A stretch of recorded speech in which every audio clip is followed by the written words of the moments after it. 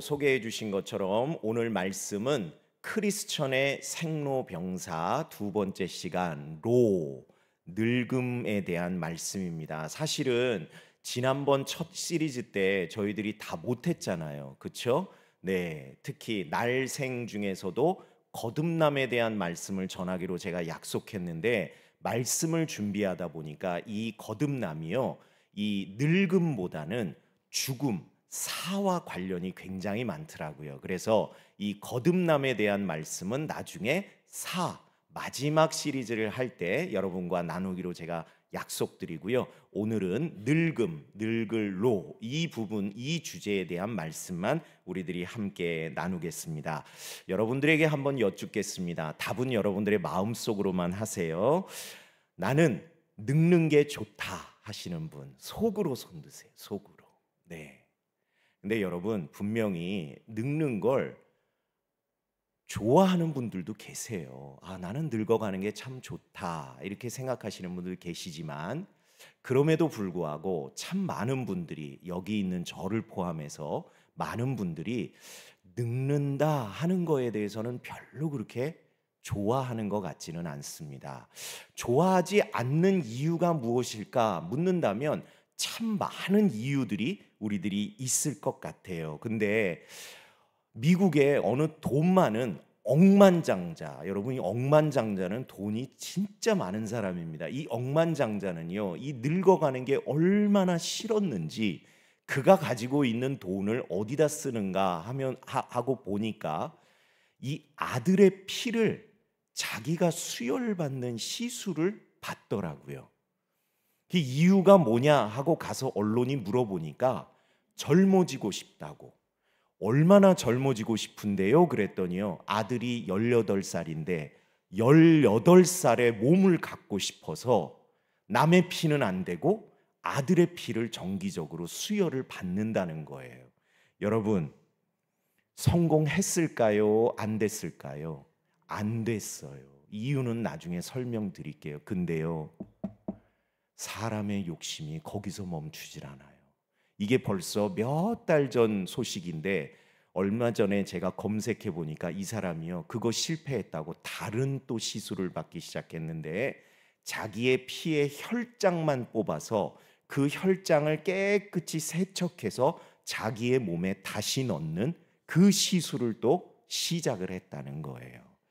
야, 젊음에 대한 사람의 욕망의 욕심의 끝이 도대체 어디일까?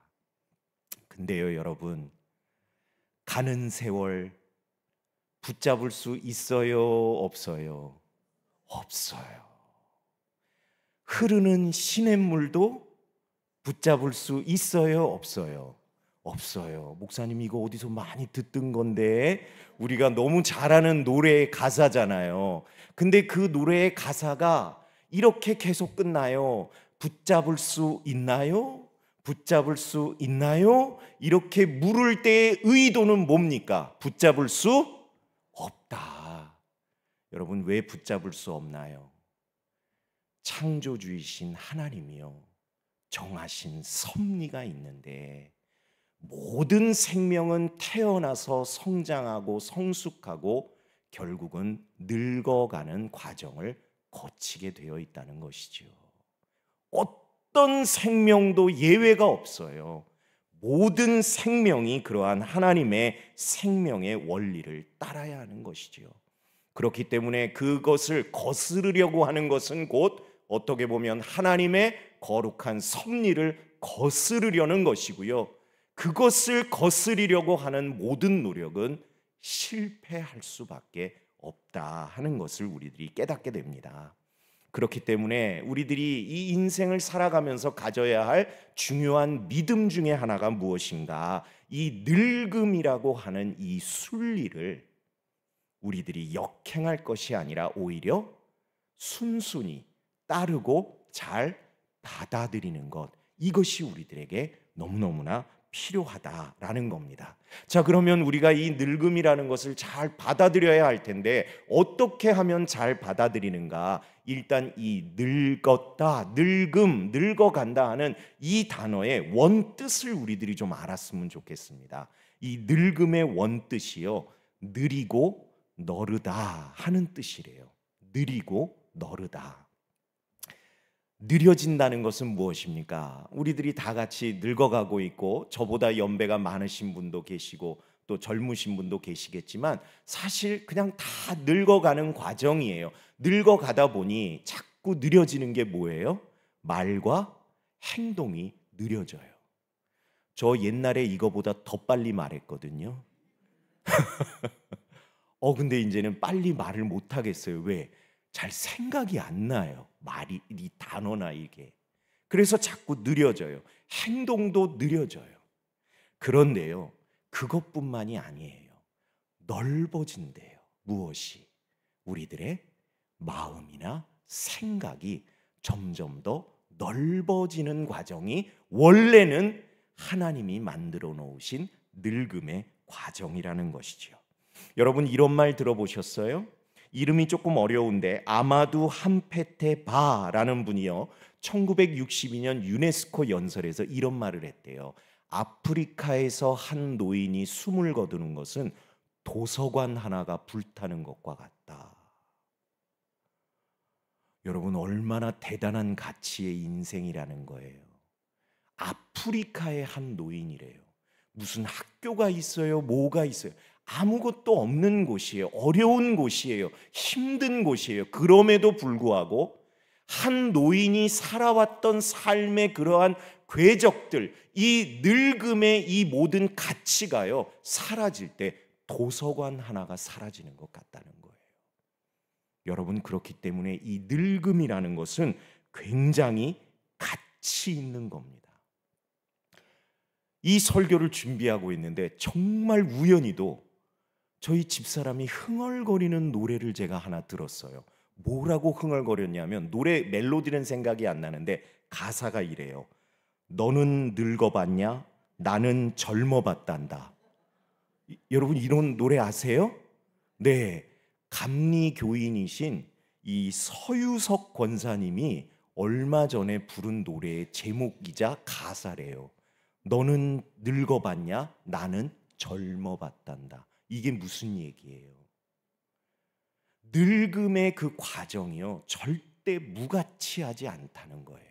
나는 젊어봤어요. 그래서 젊은 세월이 어떻다라는 걸 다 알아요.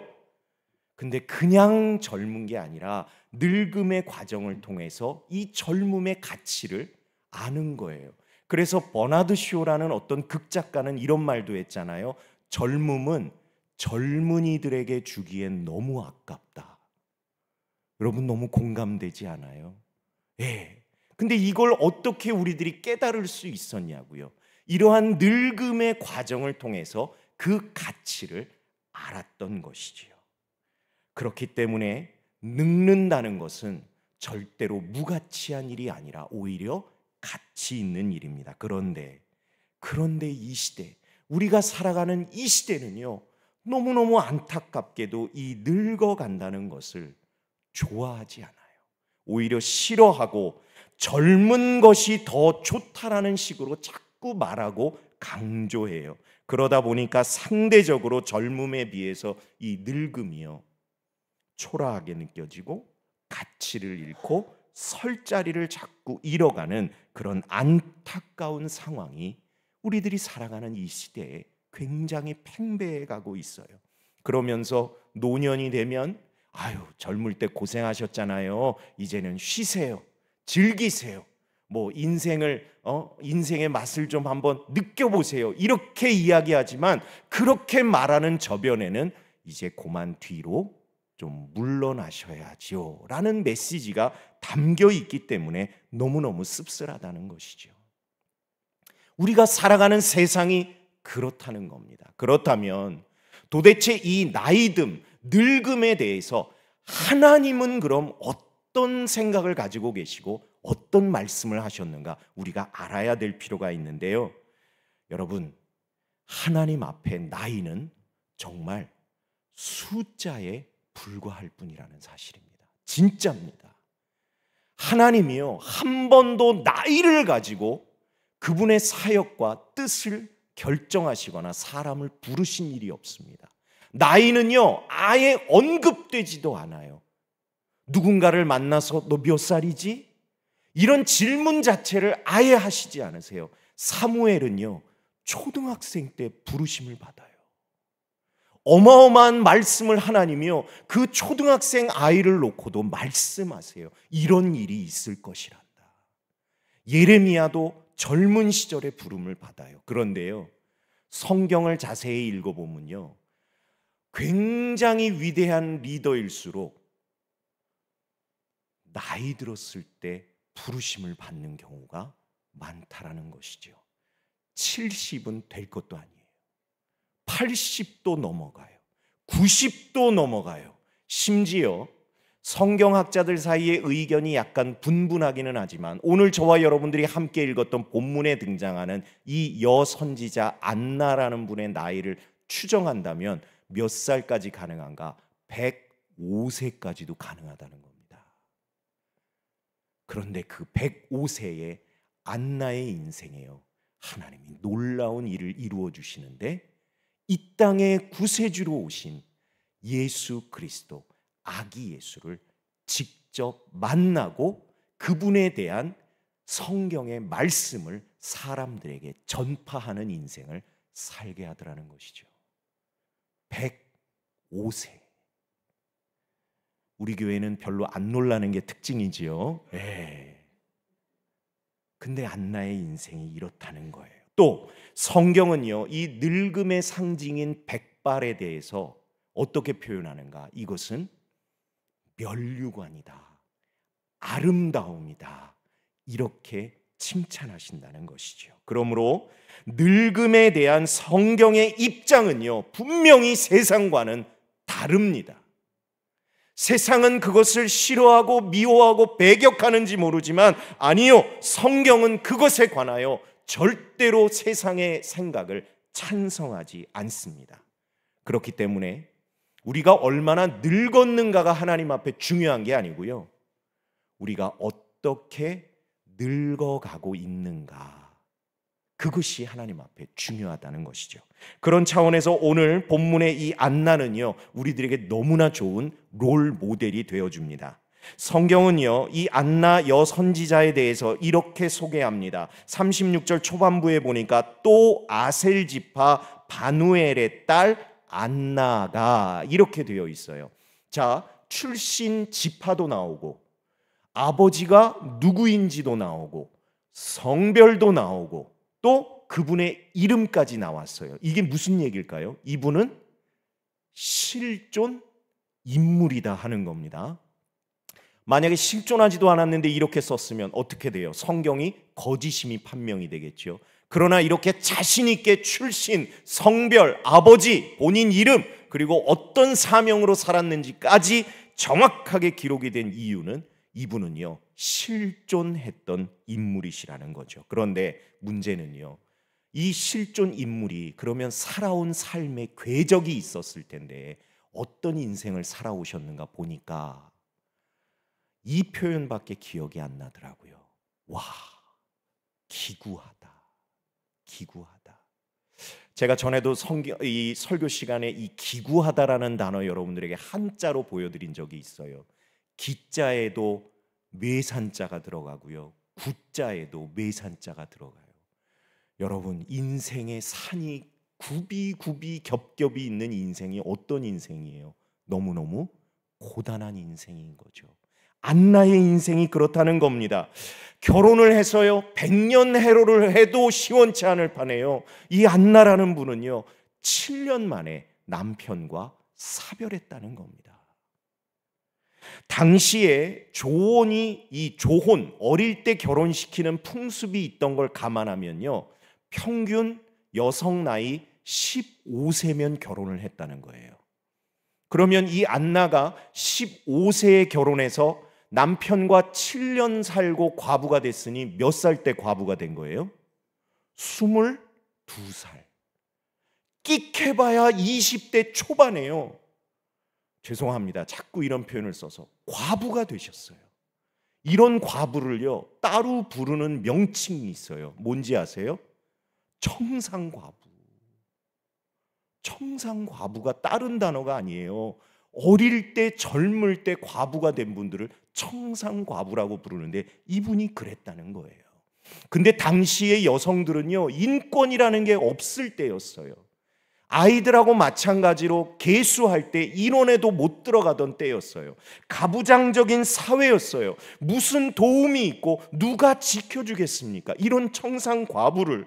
그런데 그러한 청산과부로요, 몇 해를 살았는가? 오늘 성경에 보니까 84세를 살았다는 거예요. 성경학자들마다 조금 해석이 갈립니다. 청산과부로 그때까지 살았던 나이가 84세인 건지, 청산과부로만 84년을 살았다는 건지 해석이 좀 분분한데, 조금 우리가 길게 잡는다고 해서 그럼 청산과부가 된 지 84년이 흘렀다. 그러면 도대체 이분의 지금 연세가 어떻다는 거예요? 100세가 넘었다는 것이죠. 그 오랜 세월을 여자 혼자의 몸으로 그렇게 살았다면 여러분, 아이고 장수하셨네요, 복 받으셨어요, 이렇게 우리들이 함부로 말할 수 있을까요? 절대 말할 수 없는 것이지요. 그렇기 때문에요, 성경은 분명 장수를 하나님의 축복으로 고백하지만 장수만이 하나님의 축복은 아닌 거예요. 그러면 요절하신 분들은, 그러면 젊은 나이에 순교하신 분들은, 그럼 우리들이 축복 못 받았다고 함부로 이야기할 건가요? 아니요. 물론 장수도 축복이지만 이 나이들에 대한, 나이에 대한 부분은 절대 함부로 하나님 앞에서나 사람 앞에서 복이다 이렇게 이야기할 수 없다는 것이죠. 나이는요, 하나님의 관심이 아니에요. 하나님의 관심은 어디에 있는가? 내가 어떤 사람인가? 내 중심은 어떠한가? 나는 어떠한 믿음을 가지고 살아가는가? 그게 하나님의 관심이라는 것이죠. 그래서 우리가 주목해 볼 것이, 그럼 안나라는 분은 어떤 삶을 살았느냐는 것이죠. 그런데 오늘 성경 37절 후반부에 보니까요, 이 사람이 성전을 떠나지 아니하고 주야로 금식하며 기도함으로 섬겼다 이렇게 나옵니다. 여러분, 성전을 떠나지 않았다, 이 말씀 여러분들은 어떻게 들리세요? 그냥 노년이셔가지고 할 일 없어서 매일 그냥 교회 가서 사셨나 이렇게 여러분 들리세요? 아니요. 저는 성전이라고 기록되었지만 이렇게 읽히더라고요. 아하, 이분이 평생 믿음을 떠나지 않으셨구나, 신앙을 떠나지 않으셨구나, 그렇게 읽히더라고요. 왜? 아까도 말씀드렸지만 이 여인의 인생은 너무나 기구해요. 너무나 기가 막혀요. 이런 시험과 고난과 아픔이 우리들의 인생 가운데 닥쳐오면 우리들의 마음 가운데 제일 먼저 떠오르는 생각이 뭐예요? 왜 나한테 이런 일이? 하나님, 왜 나한테 이런 일이 생겨요? 왜 하필이면 나예요? 하나님 뭐라고 답을 좀 해보세요. 그때까지 믿고 따랐던 모든 신앙이요, 뿌리채 흔들리는 경험을 우리들이 해요. 그래서 심지어는 믿음을 떠나고 교회를 떠나는 분들을 저도 목회하면서 봤어요. 그런데 이분은요, 성전을, 믿음을, 신앙을 떠나지 않으셨다는 거예요. 게다가 주야로 금식하며 기도함으로 섬기는 삶을 살았대요. 이게 어떻게 가능할까? 그래서 저와 여러분들이 이 늙음이라는 주제를 대할 때 잊지 말아야 할 인생의 중요한 명제가 있습니다. 오늘 우리 장로님도 기도 때 그 명제가 나왔어요. 삶은 무엇인가? 삶은 계란이 아니라 뭐라고요? 삶은 해석이다. 여러분, 삶은 어떻게 해석하느냐에 달린 것임을 꼭 기억하시기 바랍니다. 오늘 제가 준비한 말씀의 핵심이 여기에 있어요. 대표적인 예로서 야곱을 좀 한번 들고 싶습니다. 야곱, 여러분 야곱이 어떤 인생을 살아왔는지 창세기 읽어보면요, 정말 파란만장하다 할 정도로 내 인생에 제발 이런 일은 없었으면 좋겠다 하는 일들이요 너무 많이 있어요. 그런 야곱이 죽은 줄만 알았던 아들 요셉을 만난 이후에 온 가족을 데리고 애굽으로 이주합니다. 그리고 누구를 제일 먼저 만나느냐? 바로 왕을 만나요. 그런데 바로 왕이 딱 봐도 야곱이요, 연륜이 장난이 아닌 게 느껴졌나 봐요. 그래서 첫 질문이 뭐였는가? 노인장, 연세가 어떻게 되시나? 이렇게 물어요. 그랬더니요, 야곱이 이렇게 대답을 합니다. 창세기 47장 9절 말씀 우리 한 목소리로 읽습니다. 시작. 야곱이 바로에게 아뢰되 내 나그네 길의 세월이 130년이니이다. 내 나이가 얼마 못되니 우리 조상의 나그네 길의 연조에 미치지 못하나 험악한 세월을 보내었나이다 하고, 그의 대답이었어요. 인생을 뭐라고 정의하는가? 나그네 길이었대요. 근데 이게 얼마나 고달픈 나그네 길이었는지요, 인생을요 험악했다고 표현해요. 야, 함부로 할 수 있는 표현이 아닌 것이죠.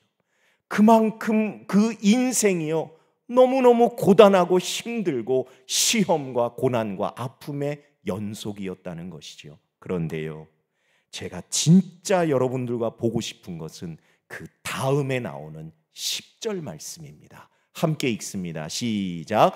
야곱이 바로에게 축복하고 그 앞에서 나오니라. 여러분, 그렇게 나그네 길 130년 험악했던 인생인데요, 바로를 어떻게 하고 나왔다고 기록되어 있어요? 축복하고 나왔대요. 축복했대요. 바로가 누구예요? 바로 애굽의 왕 파라오예요. 태양신의 아들로 떠받쳐진 사람이고요, 부족함이 없는 존재. 아니, 부족함이 없는 정도가 아니라 모든 게 넘쳐나는 사람이었어요. 그럼 그런 사람이 야곱을 축복하는 게 우리의 상식이고 세상의 원리잖아요. 그런데 반대로 야곱이 그런 바로를 축복했다는 거예요. 이게 어떻게 가능할까? 험악한 인생을 살아온 인생이 어떻게 다 가진 사람을 축복할까? 그게 해석이 다르기 때문이에요. 야곱에게는 바로조차도 하나님으로부터 오는 복이 필요한 사람이라는 인생의 해석이 있던 것이죠. 제가 이 설교를 언제 써놨을까요? 이미 이전에 써놨어요. 그런데 지난 주일날 담임 목사님께서 우리들에게 어떤 말씀하셨죠? 다 잊어버리셨어요? 저도 어제 저녁에 뭐 먹었는지 까먹었어요. 네, 요즘 기억력이 참 그래요. 근데 저는 말씀은 분명하게 기억나요. 왜? 너무너무 전율이 흘렀거든요. 축복하십시오. 축복하십시오. 여러분들의 자녀든 남편이든 아내든 부모든 누구든지 하나님께서 우리에게 축복권을 주셨으니 축복하십시오라고 말씀하셨잖아요. 그러면서 우리들에게 뭐가 되라고 하셨죠? 축복의 징검다리가 되라고 하셨어요. 전 그 단어에 눈물이 나더라고요. 어쩜 하나님이 이렇게 징검다리를 놔주실까? 제가 수요일 날 이 말씀을 전하기 전에 이미 하나님께서 우리 성도들의 마음 가운데 이 말씀의 씨앗을 뿌려주시는구나, 너무 감사했어요. 여러분, 늙어가며 우리들이 감당해야 될 사명이 다른 게 아니더라고요. 축복의 징검다리가 돼야 될 줄로 믿습니다. 그런데 여러분, 축복이요 아무나 하는 줄 아세요? 아니에요. 믿음이 있어야 축복도 할 수 있어요. 믿음이 없는데 어떻게 그 사람을 축복해요? 그러나 다 가진 사람이고 부족함이 없는 사람이어도 그 사람 앞에서 당당하게 축복하고 나올 수 있는 이유는요, 그게 진정한 복이 아님을 믿은 그 삶의 해석이 있었기 때문에 가능한 줄로 믿습니다. 그렇기 때문에요, 여러분들이 여러분들의 자녀 누구든 축복한다는 사실은 하나님이 저와 여러분들 한 사람 한 사람 가운데 믿음을 주신 증거인 줄로 믿습니다. 그래서요, 그 믿음 가지고 마음껏 축복하세요. 왜? 그것이 하나님이 기뻐하시는 일이기 때문에. 그래서요, 삶은 해석이다 하는 표현에 너무너무 중요한 전제가 하나 들어가야 되는데, 저를 한번 따라 하실까요? 하나님의 관점에서. 네, 한 번 더 따라하세요. 하나님의 관점에서. 네, 여러분, 우리들이요, 삶을 해석할 때요, 하나님의 관점에서 우리들이 해석할 수 있어야 돼요. 왜? 그래야만 우리들의 인생 가운데 다가오는 아픔, 고통, 염려, 근심, 이러한 것들을요, 우리들이 선한 뜻 안에서 해석할 수 있기 때문이에요. 저는 이러한 설교를 할 때마다 늘 인용하는 한 분이 계십니다. 지선아 사랑해 라는 책의 저자 이지선 이화여대 교수님이신데요, 저분의 사진은 공적으로 공개가 돼 있는 거기 때문에 제가 오늘 여러분들과 이렇게 나눕니다. 이지선 교수님 얼굴이 어때요? 많이 일그러졌죠. 여러분 잘 아시겠지만 저 교수님은요, 교통사고를 당했는데 이 음주운전 차가 와서 받았고 그 차에서 정신을 잃었는데 그 차에 불이 나면서 저렇게 심각한 화상을 입으신 거예요. 정말 수를 헤아릴 수 없이 수술을 거듭했지만 저 얼굴이에요. 이전의 얼굴이 어느 정도였는지 여러분 한번 비교해 볼까요? 저렇게 맑고 깨끗한 분이었어요. 근데 인생이 저렇게 되었어요. 저 같으면 감당을 못했을 것 같아요.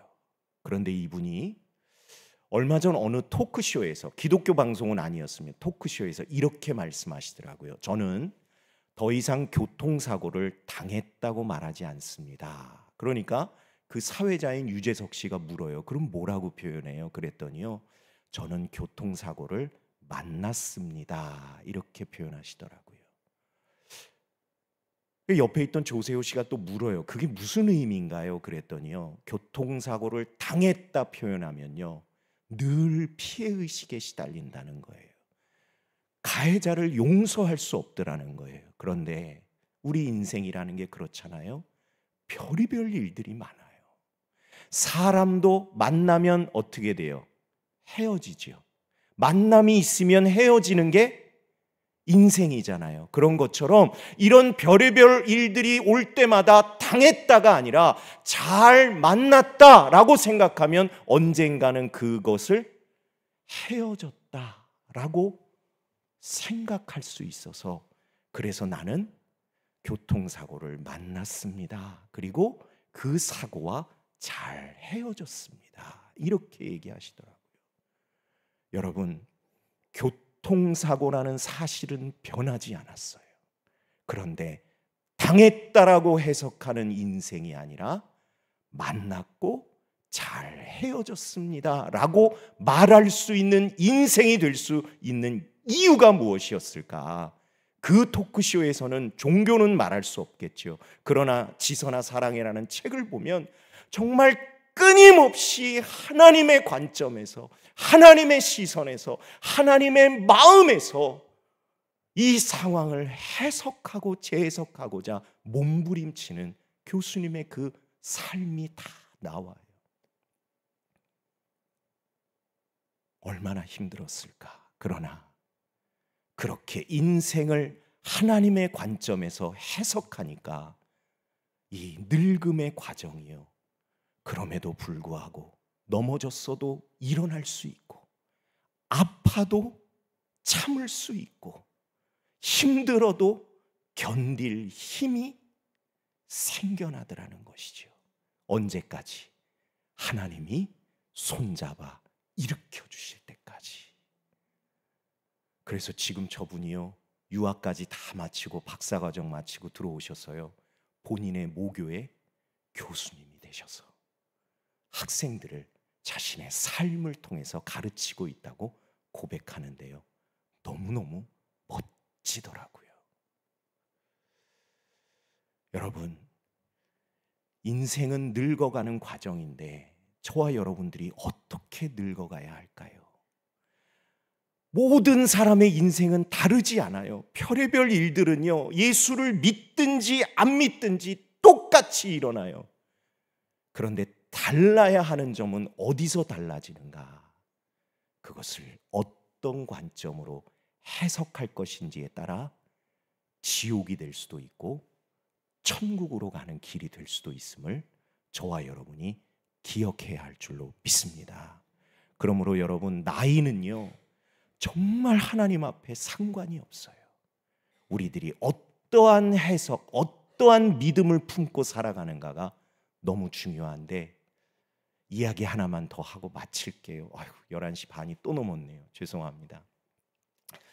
여러분, 이름만 대도 알만한 서울의 정말 큰 교회를 담임하시는 어떤 목사님의 삶의 고백이세요.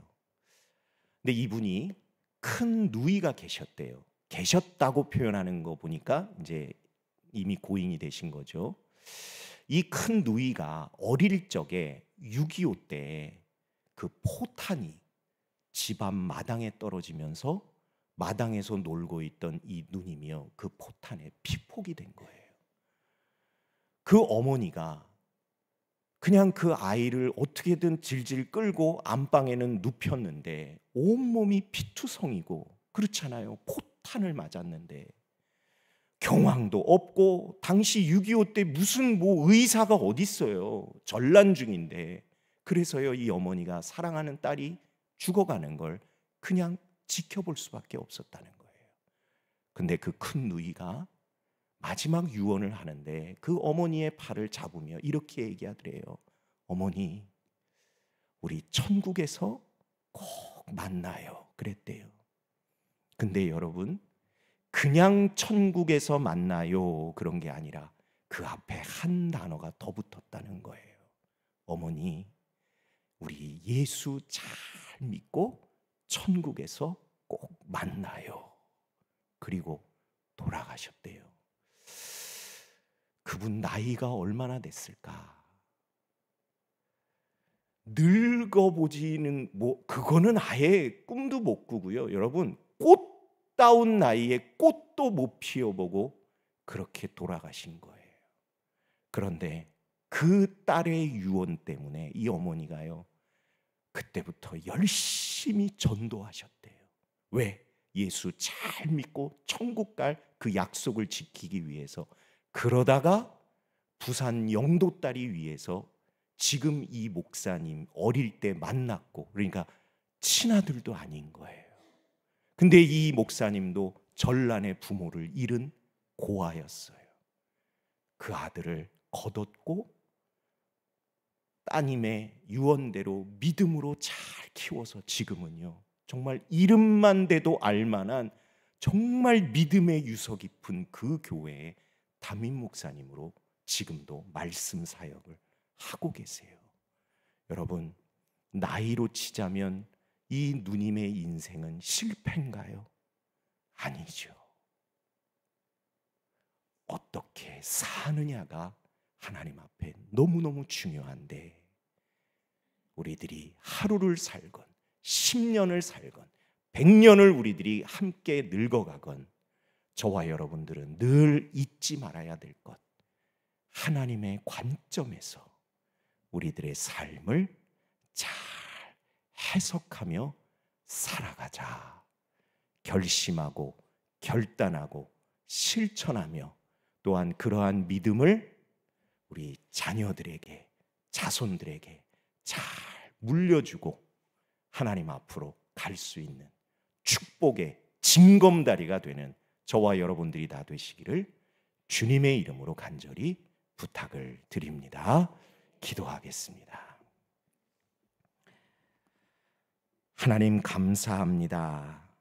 오늘도 저희들에게 귀한 생명 주셔서 하루를 살아가게 하시되, 오늘도 이렇게 하나님 사모하는 성전에 모여 주님 찬송 부르고 주님께 기도드리고 주님 말씀 듣고 또한 결단하며 삶의 자리로 돌아가도록 허락해 주셨으니 감사합니다. 하나님, 늙어가는 것은 저희들이 막을 도리가 없는데 어떻게 늙어갈 것인가? 오늘 말씀을 통해 하나님의 마음을 품고 하나님의 시선으로 삶의 모든 궤적들을 잘 해석하며 살아가는 그러한 인생을 살기로 저희들 결단했는데, 성령님, 이 시간 그렇게 살아갈 수 있는 믿음과 지혜와 힘을 주셔서 저희들도 그러한 인생을 살아가게 하시고, 또한 우리 자녀와 자손들에게 그러한 믿음을 유산으로 남겨줄 수 있는 저희들의 복된 인생이 되도록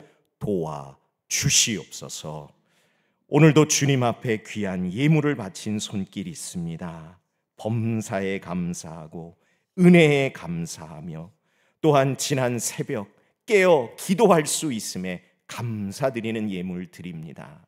하나님, 감사만 있겠습니까?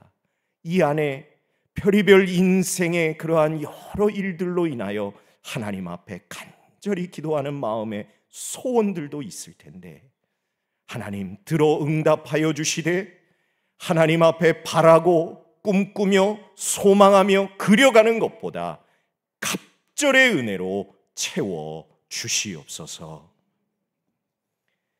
지금은 예수 그리스도의 은혜와 하나님 아버지의 다함없으신 사랑하심과 성령님의 함께하시며 동행하시는 은총이, 어떻게 늙어가는 것이 하나님이 기뻐하시는 뜻이라는 것을 깨닫고 그렇게 살아가기로 결단하며 또한 힘 주시옵소서 기도하며 나아가는 우리 모든 성도님들 위해 지금부터 영원까지 함께하여 주시기를 간절히 축원하옵나이다. 아멘.